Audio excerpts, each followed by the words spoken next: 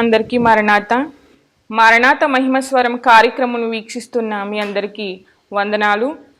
ప్రతి వారము ఇదే సమయమునకు ఈ యొక్క కార్యక్రమమును వీక్షించండి. ఇప్పుడు పాస్టర్ సామ్యూల్ సుందర్ రెడ్డి గారు దేవుని వర్తమానం అందిస్తారు. శ్రద్ధగా వినండి. దేవునికి మహిమ కలుగునుగాక. దేవుడు అనుగ్రహించినటువంటి ఈ యొక్క ప్రాముఖ్యమైన సమయంలో అద్భుతమైనటువంటి వర్తమానమును ఆలకిందాము. పరిశుద్ధ వేద గ్రంథములో నుండి వాక్య భాగాన్ని చదువుకుందాము. ఆదికాండ గ్రంథము 1వ అధ్యాయము 1వ వచనము. ఆదియందు దేవుడు భూమి ఆకాశములను సృజించెను. చాలండి, ప్రార్థించుకుందాము. మహాపరిశుద్ధుడా, మహిమ కలిగిన దేవ, ప్రేమ స్వరూపి, నీ ఘనమైన నామానికి వందనాలు, స్తోత్రాలు, స్తుతులు చెల్లించుకుంటున్నాము. ఈ ప్రశస్తమైనటువంటి సమయములో నీ వాక్యాన్ని ధ్యానించడానికి సిద్ధపడుతూ ఉన్నాము. నీ మాటలను మాకు వినిపించండి ప్రభువా. నీ ఆత్మ కార్యాలను మా పట్ల జరిగించుమని, నీ బిడ్డలతోనూ నాతోనూ మీరే మాట్లాడమని, వాక్యమునకు ఆధారముగా ఉండి వాక్యమునకు శరీరధారిగా మారి ఈ లోకములోనికి వచ్చి అందరినీ కూడా జీవపు మార్గములోనికి నడిపిస్తూ అనేకమైన విషయాలను బయలుపరుస్తూ మమ్మలను ఆదరిస్తూ ఉన్న యేసుక్రీస్తు వారి శ్రేష్టమైన నామములో అడిగి వేడుకొనుచున్నాము పరమ తండ్రి, ఆమేన్. చదవబడినటువంటి లేఖన భాగములోని అంశము మనము చూసినట్లయితే ఇది పరిశుద్ధ గ్రంథములోని మొదటి పాఠము, అనగా 66 పుస్తకాలలో మొదటి పుస్తకము ఆదికాండములో 1వ అధ్యాయములో 1వ వచనము, అనగా ఆదియందు దేవుడు భూమి ఆకాశములను సృజించెను అనేటటువంటి మాట చాలా ప్రాముఖ్యమైనటువంటి మాట. ఈ మాటలో సృష్టికర్త మనకు స్పష్టంగా కనబడుతూ ఉన్నాడు. ఈ సమస్త సృష్టిని కలిగించడానికి సృష్టికర్త ఉన్నాడు అనేటటువంటి సత్యము ఇక్కడ బయలుపరచబడుతూ ఉంది. మరి సృష్టించినటువంటి ఈ సృష్టికర్త సృష్టికి బయట ఉన్నట్టుగా మనము అర్థం చేసుకోవాల్సిన వారమై ఉన్నాము. ఈ సృష్టించినటువంటి సృష్టికర్త సృష్టించడం మాత్రమే కాదండి, దీన్ని నడిపించేవాడుగా కూడా ఉన్నట్టుగా మనము అర్థం చేసుకోవాలి. దీనికి యోబు గ్రంథము 37వ అధ్యాయము 12వ వచనం చదువుకుందాం. యోబు గ్రంథం 37వ అధ్యాయం 12వ వచనం. ఆయన వలన నడిపింపబడినవై నరులకు నివాస యోగ్యమైన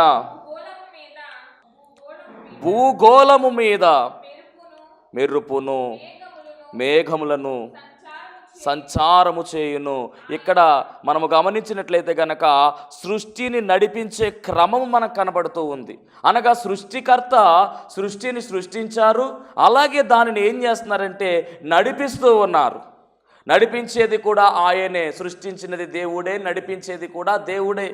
అందుకని మనం గమనించినట్లయితే is a creator, at the same time is a ఆపరేటర్గా ఆయన కనబడుతూ ఉన్నాడు. ఆయన సృష్టించాడు, అలాగే ఆయన ఈ సృష్టి అంతటిని కూడా ఆపరేట్ చేస్తూ ఉన్నాడు.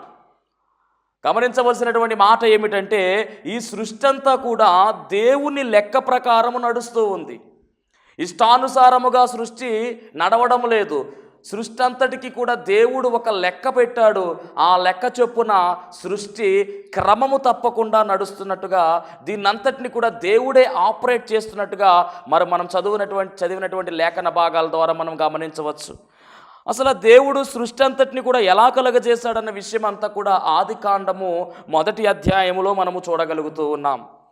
దేవుడు దినములను లెక్కించినట్టుగా ఒక దినము అలా 7 దినములను దేవుడు సృజించినట్టుగా మనము చూడగలం. ఒక్కొక్క దినములోనూ ఆయన ఒక్కొక్క ప్రత్యేకమైనటువంటి ఏర్పాటును ఆయన ఏర్పాటు చేసినట్టుగా, ఒక్కొక్క దినములో ఒక్కొక్క పనిని ఆయన కావించినట్టుగా ఇక్కడ మనము చూడగలిగిన వారమై ఉన్నాము. గమనించవలసినటువంటి మాట ఏమిటంటే 1వ దినమున, అనగా మొదటి దినమున ఆయన ఏమి కలుగజేశాడు అని మనము చూస్తే గనుక ఆదికాండము 1వ అధ్యాయము 3వ వచనములో రాయబడినటువంటి మాట, దేవుడు వెలుగు కమ్మని పలుకగా వెలుగు కలిగెను. అనగా దేవుడు మొట్టమొదటిగా ఈ సృష్టిలో వెలుగును కలగజేసినట్టుగా రాయబడింది. అంతా చీకటిగానే ఉంది. 2వ వచనములో భూమి నిరాకారముగాను శూన్యముగాను ఉండెను, చీకటి అగాధ జలముల పైన కమ్మి ఉండెను, దేవుని ఆత్మ జలముల పైన అల్లాడుచుండెను అని మాట మనం చూస్తూ ఉన్నాము. అనగా ఈ చీకటిని పారదోలాలి అంటే వెలుగు అవసరమైనది. కనుక దేవుడు సూర్యుడు చంద్రుని కన్నా ముందుగా, అనగా ఖగోళములో నక్షత్రాల కన్నా ముందుగా దేవుడు వెలుగు కలగజేశాడు. ఎందుకు అంటే ఆయన వెలుగై ఉన్న దేవుడు వెలుగై ఉన్నాడు కనుక ముందుగా దేవుడు వెలుగును కలగజేసి చీకటినంతటిని కూడా పారదోలినట్టుగా మనము చూడగలుగుతూ ఉన్నాము. ఆ తరువాత ఆ క్రమములోనే 5వ వచనం చదువుతాం. దేవుడు వెలుగునకు పగలనియు చీకటికి రాత్రనియు పేరు పెట్టెను, అస్తమయమును ఉదయమును కలుగగా ఒక దినమాయెను. అనగా దినముల లెక్క ఇక్కడ దేవుడు మనకు చూపిస్తూ ఉన్నాడు. అనగా ఒక దినము అయినదని స్పష్టముగా, అనగా ఒక రోజు అయిందని ఆయన చెబుతూ ఉన్నారు. ఎలా క్యాలిక్యులేషన్ చేశారంటే అస్తమయమును ఉదయమును కలుగగా ఒక దినమాయెను అన్నారు. ఇప్పుడు 2వ రోజు ఏమి కలగజేశారంటే కనుక ఆకాశాన్ని కలగజేసినట్టుగా వాక్యములో రాయబడి ఉంది. ఈ మాటలన్నీ కూడా ఆదికాండం 1వ అధ్యాయములో స్పష్టంగా ఉన్నాయి. దేవుని పిల్లలారా, మనము శ్రద్ధ కలిగి చదివినట్లయితే కనుక 2వ దినమున ఆయన ఆకాశమును కలగజేసినట్టుగా చూస్తూ ఉన్నాము. 1వ అధ్యాయము 8వ వచనము. దేవుడు ఆ విశాలమునకు ఆకాశమని పేరు పెట్టెను. తర్వాత అస్తమయమును కలుగగా 2వ దినమాయెను. అనగా ఒక దినం అయ్యింది, తర్వాత 2వ దినాన్ని కూడా ఆయన లెక్కించాడు. ఇక 3వ దినమున ఆయన ఏమి కలుగజేశారు అంటే కనుక భూమిని, అలాగే భూమి మీద చెట్లను, అలాగే సముద్రములను ఆయన కలగజేసినట్టుగా రాయబడింది. అప్పుడు మరలా 3వ దినము కూడా గడిచినట్టుగా స్పష్టంగా ఈ 1వ అధ్యాయంలో మనం చూస్తూ ఉన్నాము. 4వ దినమున ఆయన ఏమి కలుగజేశారు అంటే కనుక నక్షత్రాలను, సూర్యుడిని, చంద్రుణ్ణి కలగజేసినట్టుగా మనము చూస్తూ ఉన్నాము. 5వ దినమున ఆయన ఏమి చేశారు అంటే కనుక సముద్రములో చేపలను, ఆకాశములో పక్షులను ఆయన సృజించినట్టుగా పరిశుద్ధ గ్రంథములో మనము చూస్తూ ఉన్నాము. అలాగే 6వ దినమున గమనించవలసిన మాట, 6వ దినమున ఆయన చేసినటువంటిది మానవులను, అలాగే జంతువులను, అలాగే పక్షులను, పురుగులను, అనగా దేవుడు లెక్క కట్టి 6 దినాల్లో సమస్త సృష్టిని కూడా ఆయన కంప్లీట్ చేసినట్టుగా మనము చూస్తూ ఉన్నాము. ఇదంతా ఎందుకు చెబుతున్నాను అంటే దేవుడు సృష్టి అంతటిని కూడా లెక్క కట్టి చేసినట్టుగా, లెక్క లేకుండా ఆయన ఏమీ చేయలా.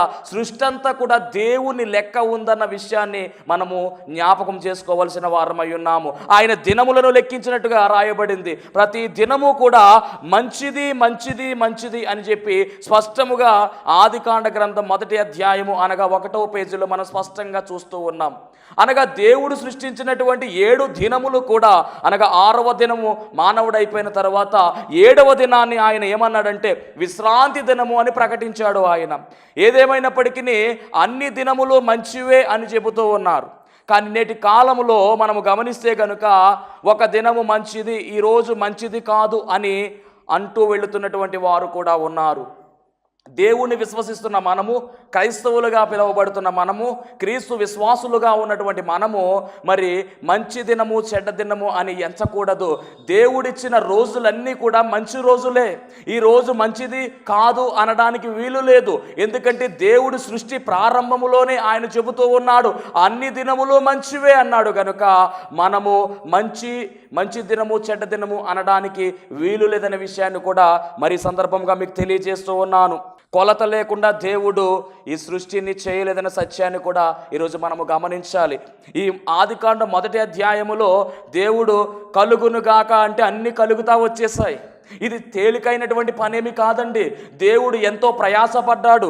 దేవుడు ఎంతగానో ప్రయాసపడి ఈ భూమిని, ఆకాశమును, అందలి నక్షత్రములను అన్నిటినీ కూడా ఆయన సృజించాడు. అందుకనే ఒక్కొక్క దినము ఒక్కొక్క దానికి ఆయన కేటాయించినట్టుగా మనం చూస్తూ ఉన్నాము. ఇంకనూ దేవుని యొక్క పని మనకు తెలియాలంటే కనుక ఆయన ఎంత కొలతలో అన్ని తయారు చేసడం విషయం మనము నేర్చుకోవాలంటే ఖచ్చితముగా మనము దీని గురించినటువంటి విషయాన్ని మనము పూర్తిగా నేర్చుకోవాల్సిన వారమై ఉన్నాము. యెషయా గ్రంథం 40వ అధ్యాయము 12వ వచనం చదువుతాం ప్రియులారా. యెషయా గ్రంథం 40వ అధ్యాయము 12వ వచనము. తన పుడిసిటిలో జలములు కొలిచినవాడు జ్ఞానతో ఆకాశములను ఒక్కసారి తన పుడిసిటిలో అనగా తన చేతులతో జలములను కొలిచాడంట. అనగా మనము చూస్తున్నటువంటి సముద్రములు ఆయన కలుగునుగాక అంటే వచ్చేసాయి. కానీ సముద్రములో ఎన్ని నీళ్లుండాలో, నదులలో ఎన్ని నీళ్లుండాలో, ఈ భూభాగంలో ఎన్ని నీళ్లుండాలో, భూమి కింద ఎన్ని నీళ్లుండాలో అన్నీ కూడా ఆయన కొలిచినట్టుగా రాయబడింది. కొలత లేకుండా ఆయన ఏమీ చెయ్యలేదు. లెక్క లేకుండా ఆయన సృష్టిని ప్రారంభించలేదు. ఇదే నా ఇంటెన్షన్ అంతా కూడా. దేవుని మహిమ కలుగును గాక. రెండవదిగా మనం గమనించినట్లయితే కనుక జానతో ఆకాశమును కొలిచాడంట.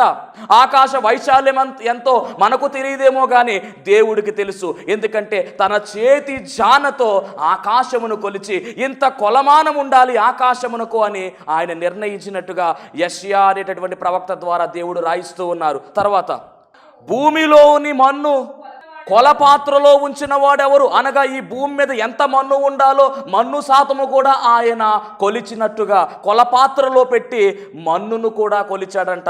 దేవునికి మహిమ కలుగునుగాక. నిజంగా ఈ ప్రపంచంలో ఎంత మన్ను ఉందో ఎవరికి తెలియదు, కానీ దేవునికి మాత్రమే తెలుసు. ఎందుకంటే ఆయన కొలపాత్రతో ఆ మన్ను కొలిచాడు. తర్వాత త్రాసుతో పర్వతములను, పర్వతాలు ఎంత పెద్దవో, మహాపర్వతాలు ఉన్నాయి. ఎవరెస్ట్ పర్వతము, చాలా అద్భుతమైనటువంటి పర్వతాలు, హిమాలయ పర్వతాలు, ఇలా పేరుగాంచినటువంటి K2 శిఖరము, ఇవన్నీ చాలా ఉన్నాయి. ఈ పర్వతాలన్నిటినీ కూడానంట ఆయన ఏం చేశాడమ్మా? త్రాసులో తూచాడంట. అంటే వాటి బరువు కూడా ఆయనకు తెలుసు. అంటే పర్వతాలకు కూడా లెక్క ఉంది. లెక్క లేకుండా సృష్టి ఆయన చేయలేదు. ఈ విషయాన్ని మనము జ్ఞాపకం పెట్టుకోవాలి. తర్వాత తూనిక చేత కొండలను తూచిన వాడెవడు? అనగా కొండలను కూడా తూచేశాడు మొత్తానికి. ఒక ప్రక్కన జలములను కొలిచాడు, ఒక ప్రక్కన ఆకాశమును కొలిచాడు, మన్నును కొలిచాడు, పర్వతములను కొలిచాడు, అలాగే కొండలను కూడా ఆయన కొలవడం జరిగింది. దేవునికి మహిమ కలుగునుగాక. అనగా దేవుడు కొలత లేకుండా, అనగా లెక్క లేకుండా, దేవుని లెక్క అనేది లేకుండా ఈ సృష్టి ఆయన కలగ చేయలేదు. మనము పీలుస్తున్నటువంటి గాలికి కూడా దేవుడు లెక్క ఇచ్చాడు. దానికి ఎంత బరువు ఉండాలో ఆయన నిర్ణయించాడు. చూద్దాం ఒకసారి. యోబు గ్రంథము 28వ అధ్యాయము 25వ వచనము. యోబు గ్రంథము 28వ అధ్యాయము 25వ వచనము. గాలికి ఎంత బరువు ఉండవలనని ఆయన నియమించాడు. అందుకనే గాలి, మనం పీలుస్తున్నటువంటి గాలి, ఈ సృష్టిలో గాలి పీల్చకుండా మనం బ్రతకగలమా అంటే బ్రతకలేము. క్షణము కూడా మనము ఉండలేము. అలాంటి గాలికి కూడా ఆయన కొలమానం పెట్టాడు. దానికి కూడా ఎంత బరువు అని ఆయన నిర్ణయించాడు. అది కూడా ఆయన లెక్కలోనే ఉంది. దేవునికి మహిమ కలుగునుగాక. మనము చూస్తున్నటువంటి సముద్రములు అక్కడే ఉంటున్నవి. అవి ఆటుపోట్లు సమయం తప్ప అవి అక్కడే ఉంటున్నాయి. ఇప్పటికీ బయటికి రాకుండా ఉంటుంటే కారణం ఏమిటంటే ఆ సముద్రాల చుట్టూ కూడా ఆయన గడియలు పెట్టినట్టుగా మరి పరిశుద్ధ గ్రంథమైన బైబిల్ గ్రంథములో, యోబు గ్రంథములో మనము చూస్తూ ఉన్నాము. దేవునికి స్తోత్రం. సామెతల గ్రంథం 30వ అధ్యాయము 4వ వచనం మనం గమనించినట్లయితే, సామెతల గ్రంథం 30వ అధ్యాయము 4వ వచనము, తన పిడికళ్ళతో గాలిని పట్టుకున్నవాడుగా, బట్టలో నీళ్లు మూట కట్టిన వాడుగా కనబడుతూ ఉన్నాడు. అనగా మన దేవుని యొక్క ఔన్నత్యము కనబడతా ఉంది. ఇక్కడ మన దేవుని యొక్క గొప్పతనము కనబడతా ఉంది. సృష్టి అంతటిని కూడా ఏ విధముగా చేశారో, ఎంత కష్టము, ఎంత ప్రయాసతో ఈ సృష్టి ఆయన కలగజేశాడో ఇక్కడ స్పష్టంగా మనము చూస్తూ ఉన్నాము. దేవునికి మహిమ కలుగునుగాక.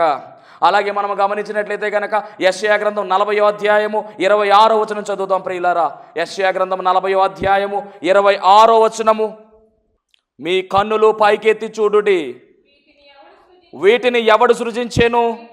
వీటి లెక్క చొప్పున వీటి సమూహములను బయలుదేరజేసి వీటన్నిటికి పేరులు పెట్టి, ఆకాశం వైపు ఒకసారి చూచినట్లయితే ఆకాశంలో నక్షత్రాలు కనబడతా ఉన్నాయి. వాటికి కూడా లెక్క ఉందంట. చిత్రమైన విషయం ఏమిటంటే ఇప్పటి వరకు కూడా శాస్త్రవేత్తలు కూడా లెక్క కట్టలేదు ఎన్ని నక్షత్రాలు ఆకాశంలో ఉన్నాయో, ఎన్ని నక్షత్రాలు గ్రహమండలంలో ఉన్నాయో ఎవరికి తెలియదు. ఆ లెక్క దేవునికి మాత్రమే తెలుసు. ప్రతి నక్షత్రానికి కూడా ఆయన పేరు పెట్టాడు, వాటిని పిలుస్తూ ఉన్నాడు. అనగా మన దేవుని యొక్క గొప్పతనం ఏమిటో మనం గమనించవలసిన వారమైనా ప్రియులారా. అంత మాత్రమే కాదు, లెక్క లేకుండా ఆయన ఈ సృష్టిని చెయ్యలేదు. ఈ మాట మట్టుకి మనం జ్ఞాపకం పెట్టుకోవాలి. నక్షత్రాలు నియమించింది ఆయనే, లెక్క పెట్టింది ఆయనే. సమస్తము కూడా, ఈ సృష్టి అంతా కూడా దేవుని లెక్క ద్వారా నడుస్తూ ఉంది. దేవునికి మహిమ కలుగును గాక. హల్లెలూయా. 139 139వ కీర్తన 16వ వచనం చూద్దాం ఒకసారి. ఈ మాట మనకు సంబంధించినటువంటి మాట. 139వ కీర్తన 16వ వచనము. నేను పెండమునయ్యుండగా నీ కన్నులు నన్ను చూచెను, ఒకటైనా కాకమునుపు నా దినములన్నీయు. దేవునికి స్తోత్రం. పిండంగా ఉన్నప్పుడే ఈ పిండమును పెట్టేది ఎవరు అంటే కనుక, గర్భములోనికి ప్రవేశపెట్టేది ఎవరు అంటే కనుక దేవుడే. పెట్టిన తరువాత ఏ రోజు ఏ అవయవం ఎదగాలో, ఏ అవయవం తయారవ్వాలో అంతా కూడా దేవుని లెక్కలోనే ఉంది. ఆ లెక్క అంతా కూడా పూర్తి గావించేది కూడా ఆయనే. అంత మాత్రమే కాదు, తల్లి గర్భాన పడిన మొదలుకొని బయటకు వచ్చేంత వరకు కూడా ఉన్నటువంటి రోజులన్నీ కూడా ఆయన లెక్కిస్తున్నట్టుగా ఇక్కడ ఈ వాక్యములో మనము చూస్తూ ఉన్నాము. దేవునికి మహిమ కలుగునుగాక. అనగా మన దేవుడు ఒక లెక్క కలిగి ఉన్నాడు. ఆ లెక్కలోనే సృష్టిని సృష్టించాడు, ఆ లెక్కలోనే సృష్టిని నడిపిస్తూ ఉన్నాడు, ఆ లెక్కలోనే మానవుణ్ణి కూడా దేవుడు సృష్టించాడు. ఎంతకాలం ఈ భూమి మీద ఉండాలో, ఎంతకాలము అయిపోయిన తర్వాత ఈ భూమి విడిచిపెట్టి వెళ్ళాలో అది ఆయనకు మాత్రమే తెలిసి ఉన్నది. ఎందుకంటే మ్యానుఫ్యాక్చరింగ్ చేసిన వారి దగ్గరే ఎక్స్పైరీ డేట్ ఉంటుంది అన్నట్టుగా. ఒక ట్యాబ్లెట్ మనం తీసుకున్నట్లయితే కనుక ఆ ట్యాబ్లెట్ తయారీ చేసిన డేటు ఉంటుంది, దాని ప్రక్కనే దాని ఎక్స్పైరీ డేట్ కూడా ఉంటుంది. అలాగే మానవుణ్ణి చేసింది ఎవరంటే కనుక మరి దేవుడే కనుక మన ప్రారంభము తెలుసు ఆయనకి.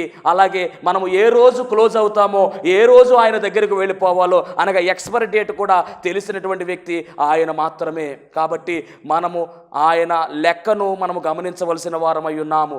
1 కొరింథీ పత్రిక 12వ అధ్యాయం 18వ వచనం చూసినట్లయితే, 1 కొరింథీ పత్రిక 12వ అధ్యాయం 18వ వచనం. దేవునికి స్తోత్రం, హల్లెలూయా. అపోస్తలుడైన పౌలు కొరింథీయులకు రాసిన 1 పత్రిక 12వ అధ్యాయం 18వ వచనం.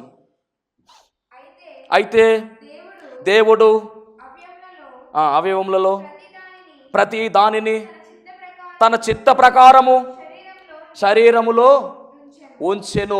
అనగా మన మానవ శరీరములో ప్రతి అవయవము కూడా ఆయన చిత్త ప్రకారం ఉంది, ఆయన లెక్క ప్రకారం ఉందన్న విషయాన్ని మనము గమనించాలి. అలాగే మానవుని ఆయుష్కాలము కూడా మనం చెప్పుకున్నాం, ఆయన నియమించి ఉన్నాడు. ఈ మాట యోబు గ్రంథం 14వ అధ్యాయము 5వ వచనములో మనం చూడగలుగుతున్నాము.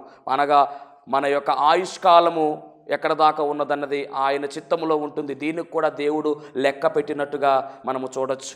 ఇంకో చిత్రమైన మాట ఏమిటంటే, మన తల మీద ఉన్నటువంటి వెంట్రుకల లెక్క మనకు తెలియదు, మన అమ్మగారికి తెలియదు, కానీ ఆ దేవునికి మాత్రమే తెలుసు. అనగా ప్రతి ఒక్కరి తల మీద ఉన్నటువంటి వెంట్రుకలకు కూడా దేవుడు లెక్క పెడుతున్నాడు. మనం ఈ వచనము మత్తయి సువార్త 10వ అధ్యాయం 30వ వచనం మనం చూస్తే కనుక మనకు అర్థమవుతుంది. మత్తయి సువార్త 10వ అధ్యాయం 30వ వచనం. తల వెంట్రుకల యొక్క లెక్క. మీ తల వెంట్రుకలన్నీ లెక్కింపబడి ఉన్నవి కదా. దేవునికి స్తోత్రం. తల వెంట్రుకలను కూడా లెక్క పెడుతున్నాడంటే నిజంగా మన దేవుడు మన మీద ఎంత కేర్ తీసుకుంటున్నాడు గమనించాలి.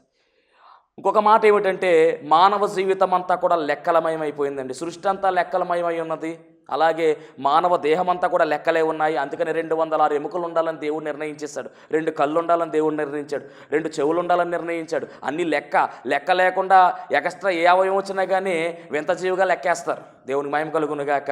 సరిగ్గా మానవుడు ఇలా ఉండాలి అని దేవుడు ఆయన ప్రణాళికలు నిర్ణయించుకున్నాడు, తన రూపాన్ని ఇచ్చాడు. కాబట్టి దానికంటూ ఒక లెక్క వచ్చింది. ఇప్పుడు మన జీవితంలో కూడా తెలియకుండానే మన జీవితం లెక్కలమయమైపోయింది. ఎలా అయిపోయిందంటే కనుక, మనము పడుకుని లేచిన వెంటనే మనము ఏం చేస్తామంటే టైం చూసుకుంటాం. అనగా సమయాన్ని మనము లెక్కిస్తూ ఉన్నాం, కాలాన్ని మనము లెక్కిస్తూ ఉన్నాము. అలాగే తర్వాత మనము ఏదైనా ఆహారం తీసుకోవాలంటే అది చేసుకునే క్రమానికి కూడా లెక్క ఉంది. ఒక టీ తీసుకోవాలన్నా, ఒక కాఫీ తీసుకోవాలన్నా మనుషులు ఎంతమంది ఉంటారో లెక్క పెట్టుకుని దాని ప్రకారమే మనము కొలమానంతోనే వెయ్యాలి, లేకపోతే మనము అది త్రాగలేమనే విషయాన్ని కూడా ప్రభు పేరు మీకు తెలియజేస్తూ ఉన్నాను. అలాగే ఒక టిఫిన్ తీసుకోవాలన్నా కూడా దానికి కూడా లెక్కే ఉంది, భోజనం చేయాలన్నా దానికి లెక్కే ఉంది. అలాగే మనం అలా కిందకు వెళుతూ ఉంటే కనుక కూరగాయల షాప్ దగ్గరికి వెళ్ళి కూరగాయలు కొనుక్కోవాలన్నా కూడా దానికి కూడా లెక్క ఉంది. ఎన్ని కేజీలో చెప్తేనే కానీ వాళ్ళు ఇవ్వరు. బండిలో పెట్రోల్ వేయించుకోవాలంటే ఆ పెట్రోల్ కూడా లెక్క ఉంది. అక్కడికి వెళ్ళిపోయి పెట్రోల్ కొట్టేంటే వాడు కొట్టడు, లీటరా 2 లీటర్ల ఎంతో వాడికి చెప్పాలి, అది కూడా లెక్కమయమై ఉన్నది. అలాగే బట్టల షాప్కి మనం వెళ్ళామంటే కనుక ఆ బట్టలు తీసుకునే సైజ్ చెప్పాలి, అది కూడా లెక్క అయి ఉన్నది. టైలరింగ్ షాప్ మనం వెళ్ళామంటే దానికి కూడా కొలత ఉంది. మనం వేసుకుంటున్నటువంటి జోళ్ళు కొలత, మనం పెట్టుకున్నటువంటి కళ్ళజోళ్ళు కొలత, వయస్సు కొలత, స్టడీ ఇది కూడా మరి 1వ క్లాసు 2వ క్లాసు అలా స్టడీ కూడా మరి కొలతగానే వెళతా ఉంది, లెక్కగానే వెళతా ఉంది. అంత మాత్రమే కాదు, మనము ప్రతిరోజు కూడా డబ్బుల్ని లెక్క పెడతా ఉన్నాం. అలాగే జబ్బులను కూడా లెక్క పెట్టాలంటే ఖచ్చితంగా కొలత అవసరమై ఉన్నది. ఒంటిలో వచ్చినటువంటి జబ్బు తెలియాలంటే కనుక, జ్వరం తెలియాలంటే థర్మామీటర్ వాడతారు ఎంత ఉందో తెలుసుకోవడానికి. షుగర్ వచ్చింది ఎంత పర్సెంటేజ్ తెలుసుకోవడానికి దానికి కూడా లెక్క ఉంది. బీపీ ఉంది దానికి కూడా లెక్క ఉంది. క్యాన్సర్ ఎన్నో స్టేజో లెక్క ఉంది. మరి జబ్బులకు లెక్క ఉంది, జబ్బులను తగ్గించడానికి వాడే మందులకు కూడా లెక్క ఉంది. లెక్క లేకుండా ఈ ప్రపంచం నడవడం లేదు. ఎందుకు దేవుడు లెక్కకు ఇంత ప్రాధాన్యత ఇచ్చాడంటే కనుక, ఒక రోజు రాబోతుంది ప్రియులారా, ఆ రోజున ప్రతి ఒక్కరూ కూడా క్రీస్తు న్యాయపీఠం దగ్గరకు వెళ్ళవలసిందే. అక్కడ ప్రతి ఒక్కరూ నిలవబడాలి. అప్పుడు ఆ రోజు దేవుడు లెక్క అడుగుతాడు, ప్రతి ఒక్కరిని కూడా లెక్క అడుగుతాడు. జాగ్రత్త, లెక్క అడుగుతాడు కాబట్టే మన చుట్టూ ఆయన లెక్కల శాస్త్రాన్ని పెట్టాడు. ఆయన పెద్ద లెక్కల మాస్టర్ అయి ఉన్నాడు. దేవుని మహిమ కలుగునుగాక. కాబట్టి ప్రతి ఒక్కరూ కూడా ఖచ్చితంగా లెక్క అప్పచెప్పవలసినటువంటి రోజు ఉంది. మేము అప్పచెప్పాలా అంటే ప్రతి వారు అప్పచెప్పాలంట. ఒకసారి చూద్దాం, రోమాపత్రిక 14వ అధ్యాయం 12వ వచనం. రోమాపత్రిక 14వ అధ్యాయం 12వ వచనం. ప్రతి నాలుకయు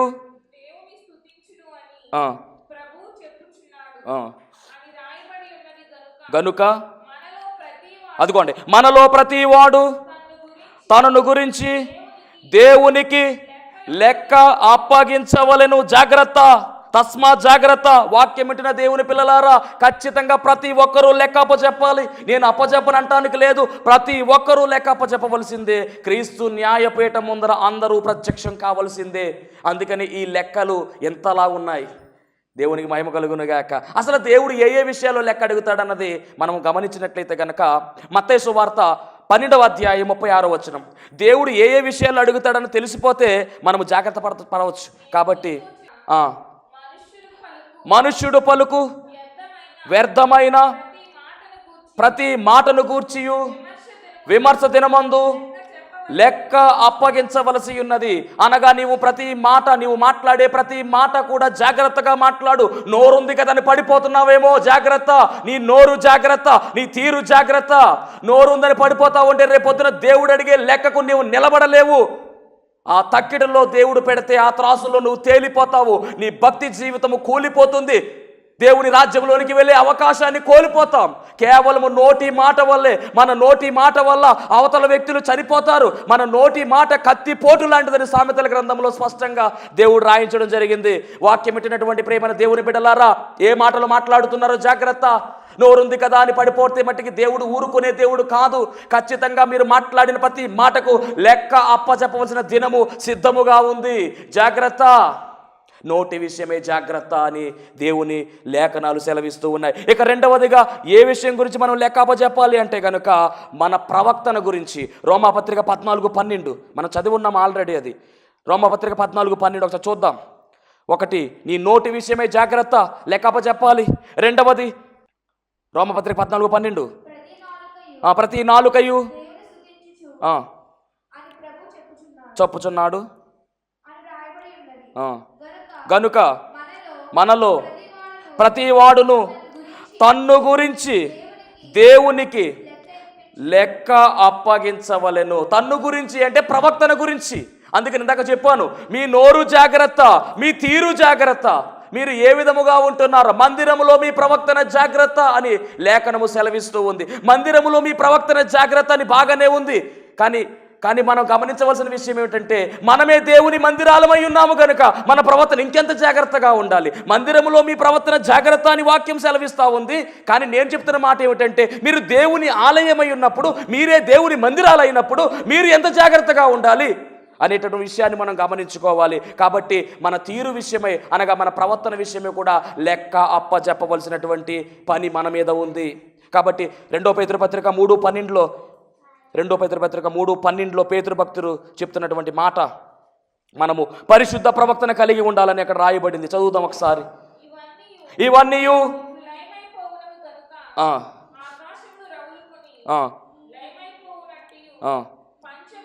2వ పేతురు పత్రిక 3:12 పరిశుద్ధమైన ప్రవక్తనతోను తోను ఎంతో జాగ్రత్త కలిగి గలవారై ఉండవలెను. పరిశుద్ధ ప్రవక్తన కలిగి మీరు జీవించాలి. మీ ప్రవక్తన జాగ్రత్త. దేవుని ఆలయమై మీరు ఉన్నారు గనుక మీరు జాగ్రత్తగా జీవించాలని ఇక్కడ లేఖనము సెలవిస్తూ ఉంది. ఇక మూడవదిగా మనము గమనించినట్లయితే దేవుడు ఏ విషయం మీద లెక్క అడుగుతున్నాడంటే సమయం విషయమే దేవుడు లెక్క అడుగుతున్నాడు. ఎఫెసీ పత్రిక 5వ అధ్యాయం 15వ వచనం మనం గమనించినట్లయితే ఎఫెసీ పత్రిక 5:15 సమయం విషయమై దినములు చెడ్డవి గనుక మీరు సమయమును పోనీయక సద్వినియోగము చేసుకొనుము. చాలండి. అజ్ఞానుల వలె కాక జ్ఞానుల వలె నడుచుకున్నట్లు జాగ్రత్తగా చూచుకొనుము. దేవుడు అడుగుతున్నటువంటి మరొక లెక్క నీ సమయము గురించి అడుగుతున్నాడు. సమయము చాలా విలువైనది. వృధాగా సమయాన్ని గడుపుతున్నావేమో, వృధాగా నీ రోజును పోగొట్టుకుంటున్నావేమో. జాగ్రత్త. సమయము చాలా విలువైనది. దాన్ని పాడు చేసుకుంటే రేపు దేవుడు లెక్కడగబోతూ ఉన్నాడు. మందిరానికి రాకుండా సమయాన్ని పాడు చేసుకుంటూ, మందిరానికి రాకుండా ఏవేవో సాకులు చెబుతూ, మందిరము అనగానే వెనక్కు వెళ్ళిపోతూ, టీవీలకు పరిమితమైపోయి కాలవ్యాపనం చేస్తున్నారేమో. జాగ్రత్త. వాక్యం పెట్టినటువంటి తల్లులారా, సోదరులారా, జాగ్రత్త. దేవుడు మీతోనే మాట్లాడుతూ ఉన్నాడు. సమయము చాలా విలువైనది. సమయం ఉంది కదా అని వృధాగా పానిస్తున్నావేమో. ఆ సమయము గురించి కూడా దేవుడు లెక్క అడగబోతూ ఉన్నాడు. ఈరోజు మనం 3 ప్రాముఖ్యమైన అంశాలు మనం మాట్లాడుకున్నాం. ఒకటి, నీ యొక్క మాట విషయమే దేవుడు లెక్క అడుగుతూ ఉన్నాడు. రెండవదిగా నీ ప్రవక్తన విషయమే దేవుడు లెక్క అడుగుతున్నాడు. మూడవదిగా నీ సమయము గురించి కూడా దేవుడు లెక్క అడుగుతున్నాడు. మరి ఆయన లెక్క సృష్టి అంతా ఉంది. మన జీవితం అంతా లెక్కలమయమైంది కనుక ఖచ్చితముగా దేవుడు మరి ఒకానొక దినము అనగా క్రీస్తు న్యాయపీఠం ముందర మనమందరము ప్రత్యక్షమైనప్పుడు ఈ 3 విషయాల గురించి లెక్క అడుగుతాడు గనక జాగ్రత్తగా జీవించు. మరి ఆ లెక్కల సమయంలో మనమందరము కూడా చక్కగా నిలబడి ఆ యొక్క సముఖములో, దేవుని సముఖములో మనమందరము కూడా చేరువయ్యే ధన్యత దేవదేవుడు మీ అందరికీ నాకును దయచేయును గాక. ఆమేన్. అందరికీ మరణాత. మహోన్నతుడా నీకు వందనాలు, స్తోత్రాలు ప్రభా. ప్రాముఖ్యమైన సమయంలో లెక్కను గురించినటువంటి చరిత్ర మీరు మాతో మాట్లాడి ఉన్నారు నాయన. మీరు తెలియజేసిన మాదిరిగా తండ్రి లెక్కను పట్టుకుని ముందుకు సాగడానికి సహాయము దయచేయమని, నీ బిడ్డలను మరింతగా బహుగా ఆశీర్వదించమని యేసు నామములో అడుగుచున్నాం పరమ తండ్రి. ఆమేన్, ఆమేన్, ఆమేన్.